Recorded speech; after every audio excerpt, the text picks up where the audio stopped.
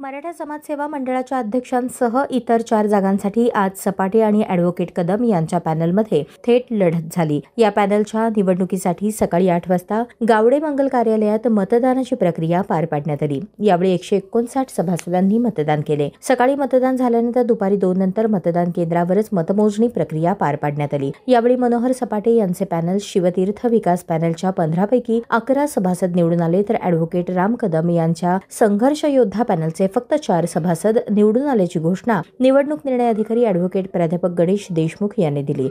4 पदासाठीची ही निवडणूक झालेली होती। जे अविरोध झालेले आहेत त्यांची नावं मी या ठिकाणी सर्वप्रथम घोषित करतो आणि त्यानंतर मग पदाधिकाऱ्यांची नावं घोषित केली जातील।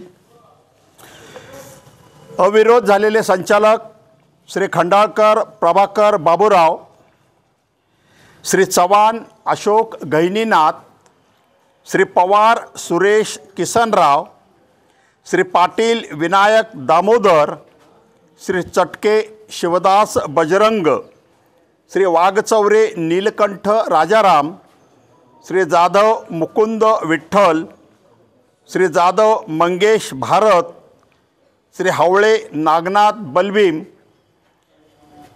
सुरवसे अलका जगन्नाथ आणि श्री शिंदे राजेंद्र भगवान हे सचिव पदाचे शेवटचे उमेदवार। असे एकूण 11 अविरोध झालेले जे उमेदवार होते त्यांची नावं आपण वाचले। त्यानंतर ज्या 4 पदांसाठी आज सकाळपासून मतदान झालेलं होतं त्या मतदानाला मतमोजणी पूर्ण झाल्यानंतर अंतिमतः त्या उमेदवाराला पडलेली मतं या ठिकाणी जाहीर करतोय। एकूण वैध मतपत्रिका संख्या जे होत्या 158, एकूण 159 मतदान झालेलं होतं। त्यातलं 1 मत अवैध आहे आणि 158 वैध मतं आहेत। त्यापैकी अध्यक्षपदाचे उमेदवार श्री सपाटे मनोहर गणपत यांना 118 मतं मिळालेली आहेत। त्यानंतरनं त्यांचे प्रतिस्पर्धी कदम रामचंद्र मच्छिंद्र हेही अध्यक्षपदाचे उमेदवार आहेत, त्यांना 40 मतं मिळालेली आहेत। आणि या ठिकाणी मी निवडणूक निर्णय अधिकारी मराठा समाजसेवा मंडळ सोलापूर घोषित करतो की सपाटे मनोहर गणपत हे विजयी झालेले आहेत।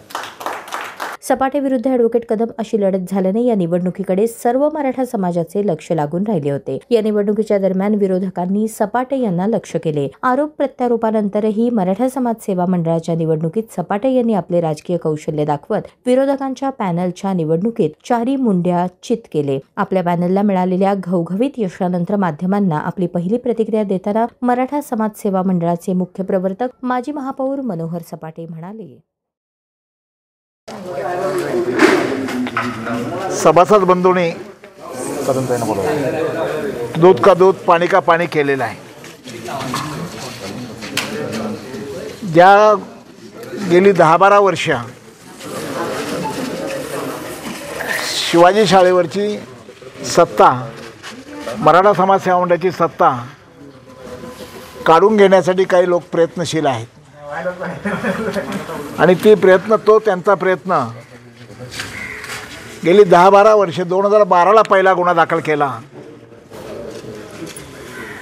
तेव्हापासून आजपर्यंत जवळपास 25 गुन्हे दाखल केले आणि त्याचा एकमेव उद्देश एवढाच होता की मला वेगवेगळ्या पद्धतीनं भ्रष्टाचाराचे आरोप, बायांचे आरोप, महिला बहिणींच्या संबंधाने आरोप, अशा वेगवेगळ्या पद्धतीचे आरोप करून समाजामध्ये मला बदनाम करण्याचा प्रयत्न केला आणि समाज मध्ये माझी प्रतिमा मलिन करण्याचा प्रयत्न केला। मी अनेक वेळा सांगितलं की माझी प्रतिमा मलिन करणारा, माझा बायोडाटा खराब करणाऱ्या व्यक्तिमत्वाला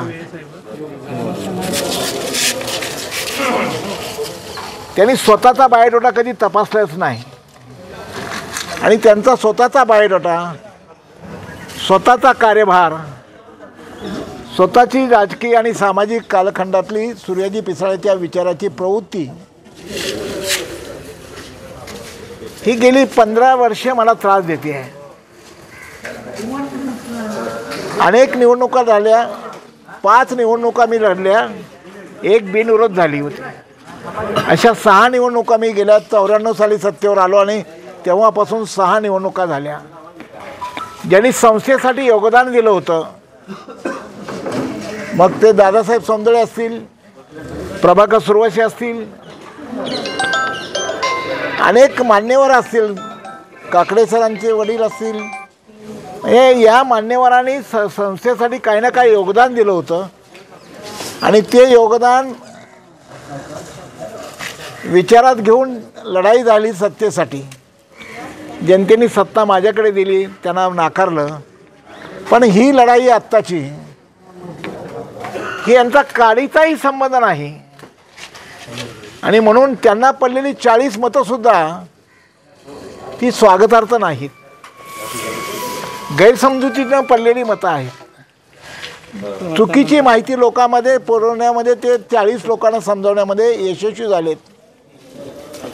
परंतु 118 लोक माझ्या विचारसरणीला पाठिंबा देत आहेत, माझ्या प्रामाणिकपणाला आणि माझ्या बायोडेटाला पाठिंबा देत आहेत. तेव्हा हा आनंद जरी माझ्या दृष्टीने असला आणि हा मोठी विजय जरी असला तरीसुद्धा त्या 40 बांधवांना गैरसमज करून देण्यामध्ये, सभासद बंधूंना गैरसमज करून देण्यामध्ये कोणी संत महापुरुष नाही आहेत. हे कोण आहेत? कुंटणखान्या चालवणारे, डान्स बार चालवणारे, वेश्यागृह चालवणारे आणि ह्या सगळ्या या गोष्टी चालवणाऱ्या ह्या लोकांच्या बसे त्यांचं अस्तित्व आहे. बघा ना, यल्लूबाई कुळी, राणी मॅडम, आत्ताचे नवीन महिला भगिनी, या 4-5 महिला भगिनींना हाताशी धरून माझा बायोडेटा खराब करण्याचा प्रयत्न सातत्यानं करतायत.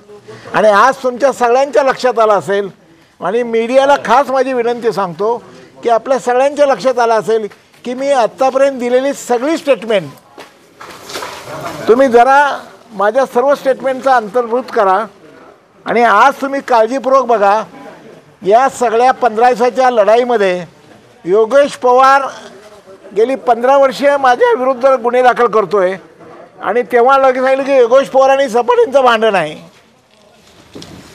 योगेश पवारचा हा मुखवटा ठेवला, योगेश पवारचा मुखवटा समोर ठेवून ही मंडळी महानगरपालिकेचं इलेक्शन, मराठा समाजसेवा मंडळाचं सत्ता कशी हस्तगत करता येईल आणि कशी घुसखोरी करता येईल, कसा स्वार्थ साधता येईल, कसा मलिदा लाटता येईल,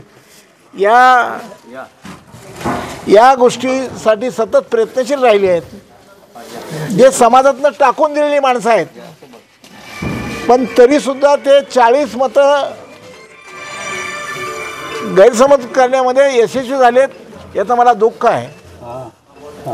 मी निश्चित त्या 40 बांधवांना सुद्धा भेटून सांगेल, बाबा रे, ह्यातलं काही जरी सत्य असेल तर त्या 40 लोकांनाही माझं आव्हान आहे, तुम्हाला जर ते त्यातलं काही सत्य पटलं असेल तर तुम्ही व्यासपीठावर या, मीडियासमोर या, त्यातली एक गोष्ट जरी खरी निघाली, एक महिला भगिनींचं जर प्रकरण खरं निघालं, 1 रुपयाचा भ्रष्टाचार निघाला तर त्या क्षणाला राजकीय सत्ता सोडून देतो, त्या क्षणाला हे पद सोडून देतो, एवढं मी जाहीर करतो. आणि माझं चॅलेंज आहे की तुम्ही 1 नया पैशाचा भ्रष्टाचार, 1 महिला भगिनींचा व्याभिचाराचा विषय, असे विषय तुम्ही नेऊन समाजामध्ये आदर्शवत जीवनाला धक्का लावत आहात. आदर्शवत माझ्या जीवनाला धक्का लावलेला आहे आणि तो धक्का पुसण्याचं काम या मराठा समाजसेवा मंडळाच्या मतदार बंधूंनी केलं आहे. आणि म्हणून समाजाने मला दिलेली ही पावती आहे. माझा विजय हा समाजाने दिलेली मला पावती आहे आणि माझ्यावरचा सगळे आरोप पुसून काढण्याचं काम या समाजातल्या बांधवांनी केलेलं आहे. मी त्यांचा शतशः ऋणी आहे. या बांधवांनी